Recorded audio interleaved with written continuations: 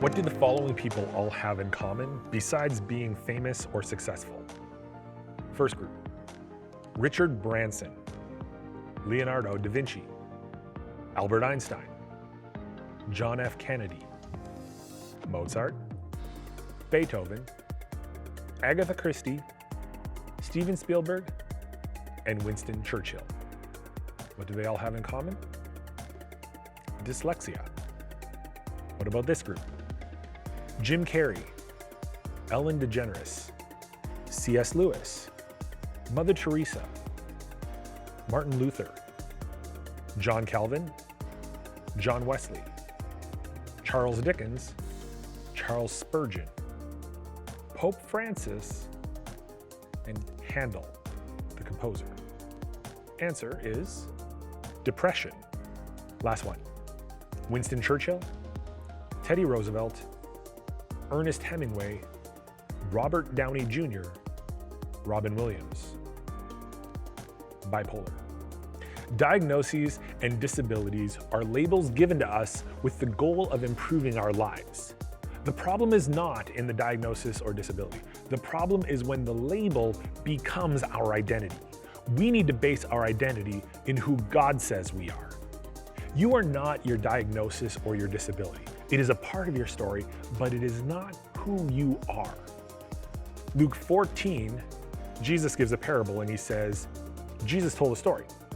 A man prepared a great feast and sent out many invitations. When the banquet was ready, the guests all began making excuses. The man said, "Go into the streets and alleys and invite the poor, the crippled, the blind, and the lame. Urge anyone you find to come so that the house will be full." Jesus invited the poor, the crippled, the blind, and the lame to be at his party. The things society treats you differently because of might just be the very thing that draws you closer to Jesus. We are all affected by the fall to some degree, and therefore we are all disabled in one way or another. But when you think about it, your setback can actually be your setup.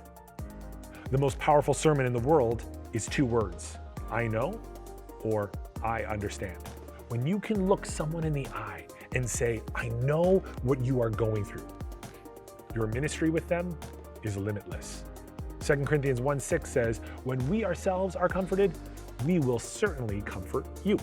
Through it all, it is important to remember 2 things. While this may be part of your story, you are not your disability or diagnosis. You are an image bearer and you are valuable. And second, God can use you in spite of your disability or diagnosis and often chooses to use you inside of your disability or diagnosis. Look at the story of Ehud in Judges 3. Ehud was considered disabled because he was left-handed, but he used his setback as his setup. You see, in the story, Israel was in slavery and Ehud was chosen to take the tribute taxes to the oppressing king. He gets close to the king and he pulls a dagger he has hidden on the inside of his right thigh, where no normal right-handed person would have it. He stabs King Eglon in the stomach, escapes out the window.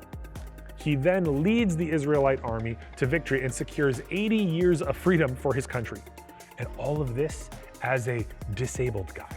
Now today, we laugh at the idea of someone being considered disabled because of their dominant hand. Yet at different times, our culture has considered people disabled because of their race, ethnicity, gender. It is very possible that in a few years, something we currently consider a disability will be considered normal. So remember, your setback might actually be your setup. Who am I? I am created. I am in the image of God, and therefore I am valuable. I am not my disability or diagnosis. They are part of my story, but they are not who I am. I am who the I am says I am. My name is Danielle Tugin, and I am not my diagnosis.